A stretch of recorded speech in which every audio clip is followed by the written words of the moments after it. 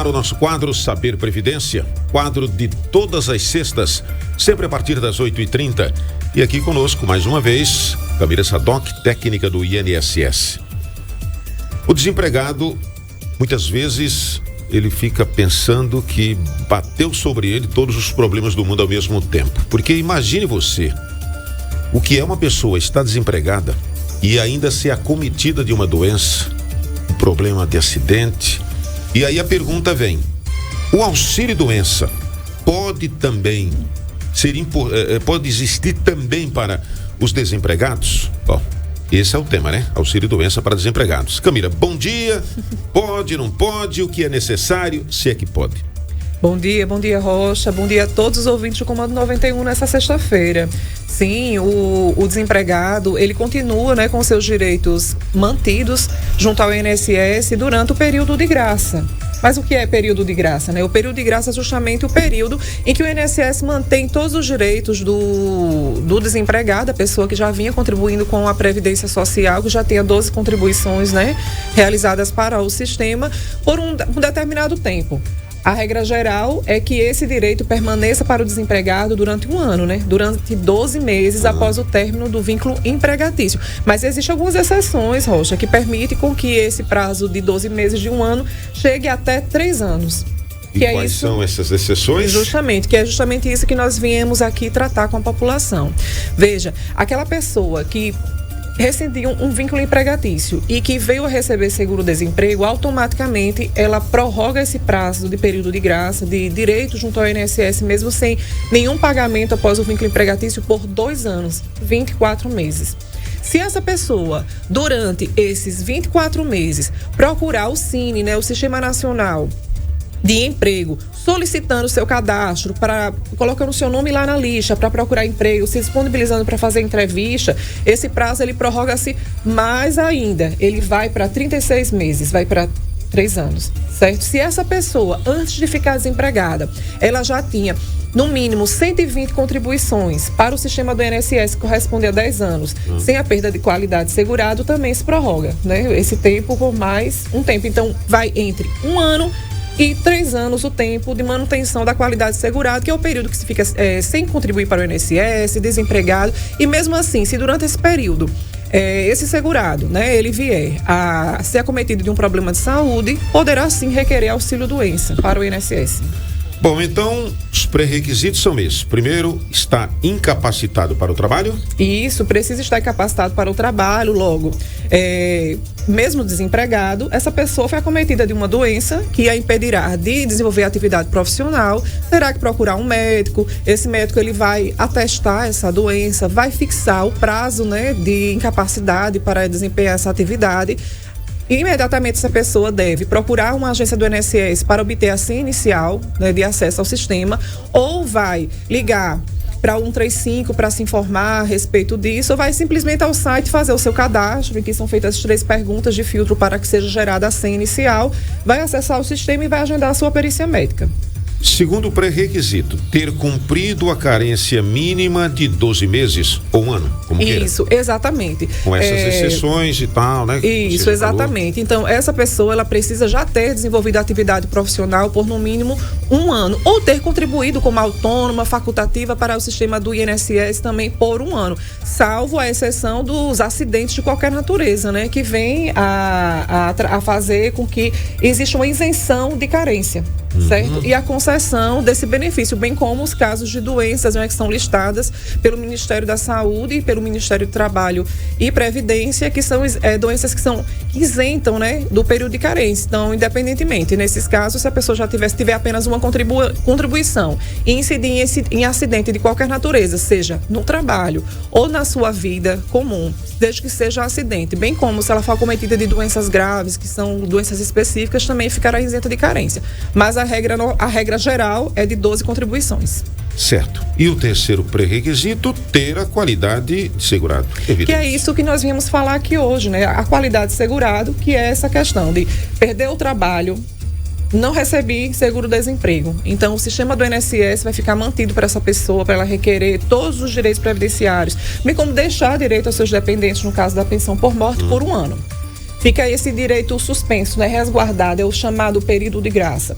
Recebeu seguro-desemprego, prorroga-se por 24 meses.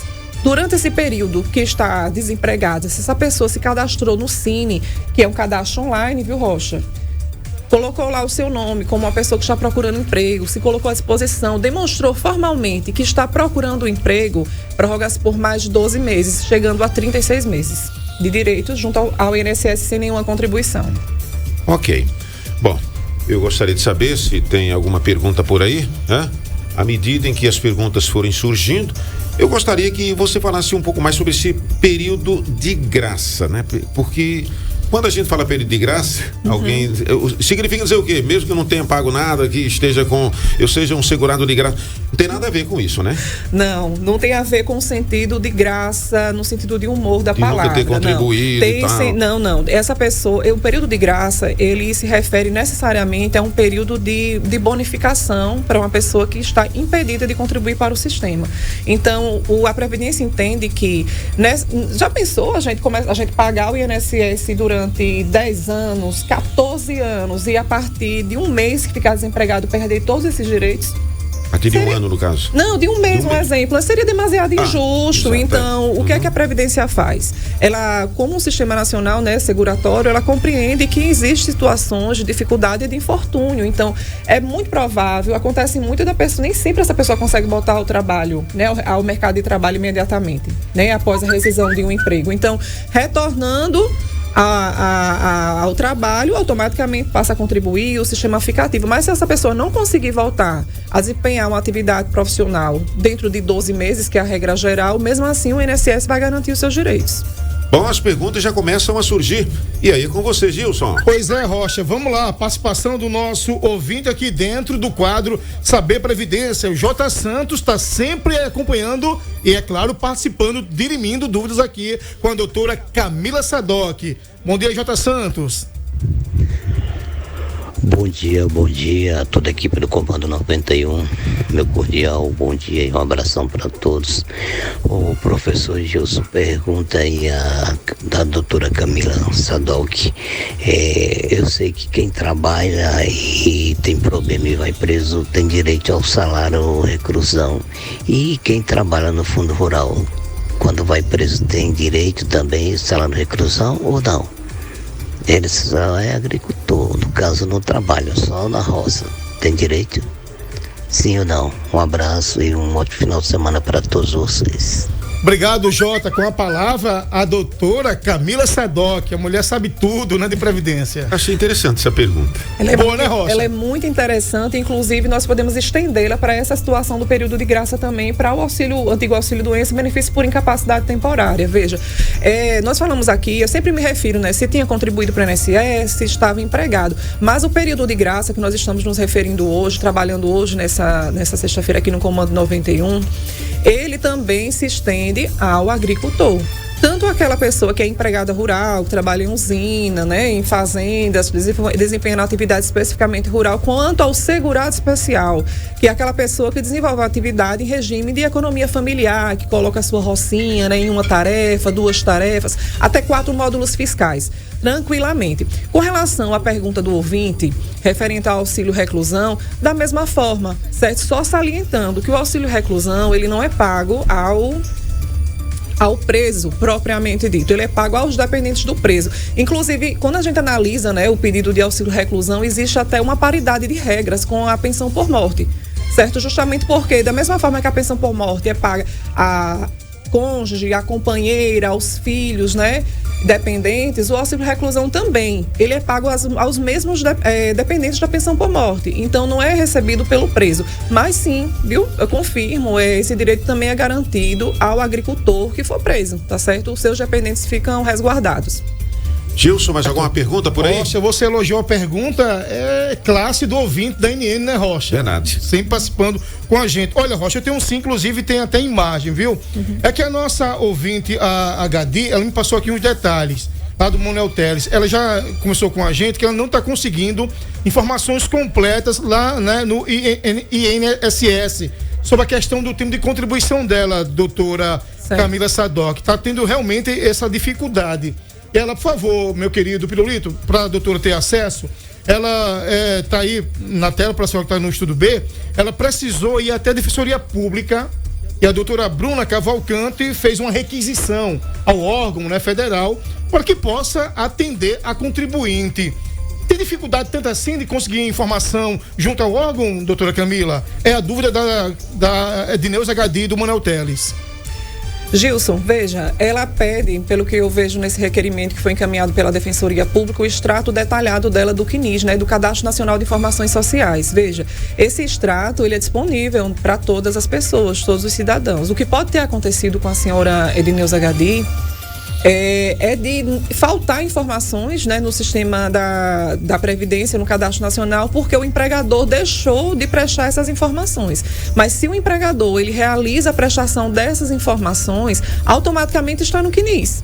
Certo? E pode ser obtido. O CNIS, ele tem várias formas de você obter esse extrato que estão disponíveis, tanto no meio INSS quanto diante de uma impossibilidade de acesso por meio dos canais remotos, pode ser requerida diretamente numa agência, né? Liga para 135, agenda um atendimento especializado, comparece com documento de identificação com foto e CPF. O atendente, ele vai retirar esse extrato já diante da comprovação de impossibilidade de extraí-los dos sistemas remotos por alguma questão de sistema, eu suponho, e vai emitir esse extrato. Existe esse extrato em que ele tem um aspecto até de currículo, né? Mas não é com essa natureza, é claro, em que consta o CNPJ dessa empresa ou do tomador especificamente, porque pode ser um SEI também, tem o nome dessa empresa, tem a data de início de admissão e tem a data de rescisão, bem como tem todas as contribuições que foram feitas, os valores mesmos das remunerações e salários de contribuições que nós chamamos mês a mês. É possível obter todo esse detalhamento. O CNIS, ele é muito claro. O que pode ter acontecido, que não ficou claro, é que a segurada ela teve essa dificuldade e recorreu à Defensoria Pública, e automaticamente é um padrão de comportamento, né, da Defensoria oficiar para obter essa informação e resguardar o direito. Mas essas informações, elas são disponíveis sim no canal Meu INSS. Então não se faz tão necessário ir até a defensoria para conseguir, não? É isso, doutora?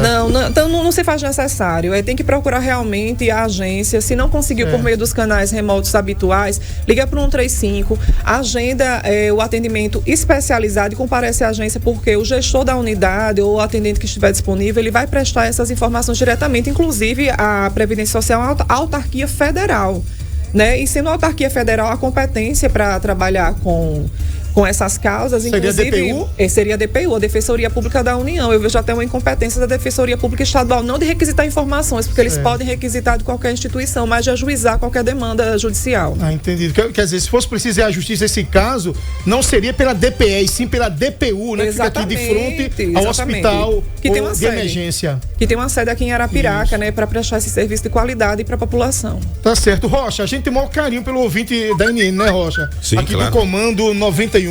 A gente tenta o máximo explicar direitinho, esmiuçar tudo, para que o ouvinte possa sair assim, convencido, aliás, e satisfeito das respostas. E doutora Camila, eu fiz questão com o produtor de colocar essa indagação da dona Cícera, para que a senhora possa, de forma detalhada, tirar essa dúvida que persiste na cabeça dela. Pode ser? Pode sim. Aqui o ouvinte não fica para trás. Dona Cícera, pode falar. Bom dia. Bom dia, Rocha. Eu gostaria de fazer uma pergunta à doutora Camila aí, porque eu estava de benefício, consegui 7 meses, mas só que eu recebi só 3, que foi do dia 30 de maio. Não recebi nem março, nem abril, nem maio. Só recebi R$40 do mês de maio. Aí recebi junho, julho, agosto. Depois não recebi mais. Aí recebi em setembro 950, que foi metade do 10.400 alguma coisa, que foi cessado. Agora, como é que foi cessado, sem eu fazer perícia, sempre foi feito nada, não tem como. Assim, eu fico me perguntando, porque entrou em acordo, disse que o INSS é 85% de acordo, do atrasado só tirei 1.050 e o advogado ficou com mais 1.050 e 30% não, 85%, mas eu não fiz nenhum acordo. E eu gostaria de saber... Porque, e também ela disse que falou e o atestou que tinha sido erro falho. Mandou uma mensagem para mim dia 1º, eu disse, mas depende de quem? Ela disse que dependia, não só dependia dela, dependia dos outros também. do INSS. Aí eu gostaria de saber uma resposta, porque ela disse que não era para mexer em nada, nem de INSS, nem ligar. E aí? Eu acho que tem alguma coisa aí, entendeu?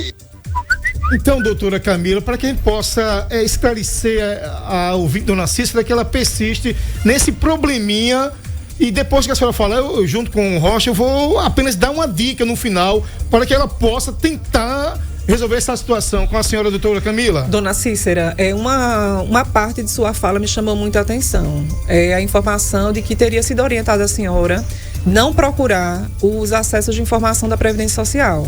O meu INSS, não procurar a agência, não ligar para a Central 135.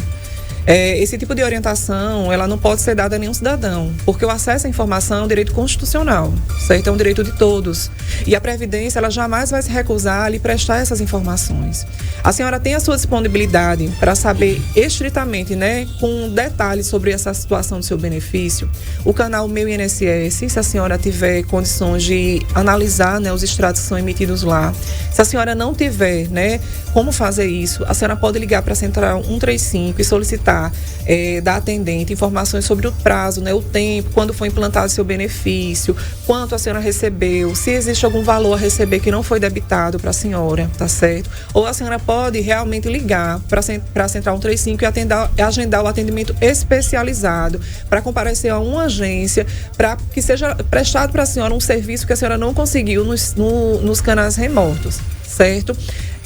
Desse contexto da senhora, eu me recordo que em outro dia a senhora explicou que foi uma ação judicial, né, que foi ajuizada, que a senhora também me falou hoje também que não se recorda que foi feito um acordo e tudo mais. Veja, a gente tem que olhar direitinho essa situação, né? Cada caso é um caso. Se foi feito acordo judicial ou não foi feito acordo judicial. O certo é que, com relação a retroativos, em regra, o INSS efetua o pagamento a partir do requerimento administrativo, começa a partir dali, protocolou o pedido junto ao INSS, começa a correr, né, o prazo para o INSS efetuar os pagamentos quando efetivada a concessão. Inicialmente a senhora deve ter tido um indeferimento, uma negativa do INSS, procurou o judiciário e lá no judiciário teve uma espera, né, natural desse processo até que a senhora conseguiu o sucesso, conseguiu o seu benefício por incapacidade temporária, certo? Aí tem uma questão aí do retroativo, de quando deveria ter recebido ou não. É possível que tenha havido um acordo judicial, que a gente só tem como ter certeza, já que a senhora disse que não fez nenhum acordo, olhando esse processo judicial, mas em tese era para a senhora ter recebido, se não houve acordo, da data que foi indeferido no INSS, tá certo? Que a senhora ficou sem receber nada, da data que requereu até a data que foi indeferido, tá certo? Geralmente é assim, a não ser que tenha sido feito um acordo. Tá certo? Com relação ao seu benefício ter simplesmente sido cessado, cortado, sem ter continuidade, como é que deve proceder o segurado quando ele começa a receber um benefício previdenciário? Quando é concedido um benefício, seja no judiciário, seja no administrativo, no INSS, o segurado deve ficar atento à data, né? Até quando foi concedido esse benefício, ok? Fixando essa data, tem que observar os últimos 15 dias. Então, faltando 15 dias para ser cortado o benefício, dentro desses últimos 15 dias, tem que procurar os canais remotos do INSS para agendar a próxima perícia, que é a perícia de prorrogação. Somente assim é possível dar continuidade ao recebimento desse benefício. Será garantido o pagamento até a data da nova perícia, certo? Se na nova perícia o médico entender, né, verificar pelos laudos apresentados e atestados que essa pessoa continua incapacitada, ele vai dar por mais um tempo à frente. Agora, se nessa data ele identificar que já foi suprida ali a incapacidade, que essa pessoa já deve ter alta, aí corta naquela data da perícia. Mas tem que ficar atenta à data da prorrogação. Oriento a senhora que sim, busque informações sobre o seu benefício previdenciário, tá certo? Isso não é proibido, não vai gerar nenhuma punição para a senhora. E com relação ao relacionamento com sua advogada, é bom a senhora entrar em contato com ela, tá certo? Porque ela tem também a obrigação de lhe prestar informações. E se ela se recusar, a senhora pode procurar a ordem dos advogados, né? A senhora falou exatamente o que eu iria falar. Muito bem, né, Rocha? Eu também já estava com isso aqui para falar. Se tiver dificuldade, né, desse aliás, contato, eu quero até deixar mais claro essa situação. A doutora Camila já foi muito objetiva sobre o assunto. Mas, assim, primeiro, nós não queremos colocar em dúvida aqui o trabalho de nenhum profissional. É verdade? Até que se prove o contrário, qualquer profissional é responsável, faz o seu trabalho como tem que ser feito. Na área da advocacia ou de qualquer outra. Agora, se o cliente tem dúvida, e essa dúvida não é esclarecida pelo profissional, cabe a ele procurar uma instituição que representa este profissional. Nesse caso aí, a OAB. E não é tão difícil. Se depois pode até passar o endereço da OAB, ou o telefone, não sei se você tem, fica Gilson. Ali, né, bem por trás do antigo CAIC, né? Na sede dos poderes, né? Exatamente. Isso mesmo, Rocha. Da Defensoria Pública, do Fórum, enfim, sede dos poderes aqui em Arapiraca. Muito bem. Então, é isso aí. Tem dúvida? Vai lá. Primeiro, procura, no caso dela é uma advogada, né? Isso, foi o que ela procura disse. Advogada, tal, a advogada vai esclarecer. Não entendeu e não se convenceu com a explicação que foi dada, isso não significa dizer ainda que essa advogada está agindo de má fé. Procura a instituição, que a instituição tem outros advogados e pode ver se essa coisa realmente está andando como tem que ser. Ok? Tá certo. Segue você, Rocha, e a doutora Camila. Bom, essa altura é agradecer. Mais alguma coisa em relação a esse assunto, Camila, que você acha interessante dizer? Ou seja, auxílio... Bichinho do Ram me pegou, hein? Auxílio doença para desempregados. Algo que a gente não falou aqui e que você acha interessante, seria bom aproveitar aí 2 minutos para a gente concluir. Sim, tem um ponto interessante, é que ao requerer o benefício, é importante que esse segurado ele já esteja com os laudos e atestados em mãos. Porque nesses documentos médicos existe uma data, né, de diagnóstico dessa incapacidade. E quando for passar numa perícia médica do INSS, é importante que esse diagnóstico, essa incapacidade atestada, ela já esteja documentada. Então, primeiro procure o seu posto de saúde, procure o seu médico, obtenha o seu atestado médico com relação a sua incapacidade. Estando com esse documento em mãos, vá direto ao sistema do INSS requerer o seu benefício por incapacidade temporária e ficar extremamente atento à data quando for concedido o benefício, até quando o INSS lhe concedeu esse benefício, porque nos últimos 15 dias deverá procurar novamente os sistemas para marcar a nova perícia, garantindo assim a prorrogação desse benefício. Porque se não fizer, Rocha, infelizmente vai acontecer como aconteceu provavelmente com a nossa colega que nos falou agora há pouco, a ouvinte, vai ser cortado o benefício e vai ter que aguardar 30 dias para requerer novamente. Então, é bom que vocês fiquem atentos aos procedimentos e às datas. Camila, muito obrigado. Ótimo final de semana para você. Disponha. Muito obrigada. Até a próxima sexta-feira. Sim. E para a próxima sexta, eu queria aqui já adiantar a sugestão de tema aqui ao vivo, viu? Claro. Muita gente tem essa dúvida, Rocha. Contribuição e idade. Chegou a idade de se aposentar, 65 anos, mas só tem 10 anos de contribuição. Ou se não, tem 35 anos de contribuição, mas só tem 50 anos. Pode se aposentar ou não? A gente pode discutir isso na próxima semana, doutora Camila? Claro, podemos sim. Podemos sim, vamos falar sobre isso. Ok. Legal. Sexta-feira. Ótimo final de semana para todos e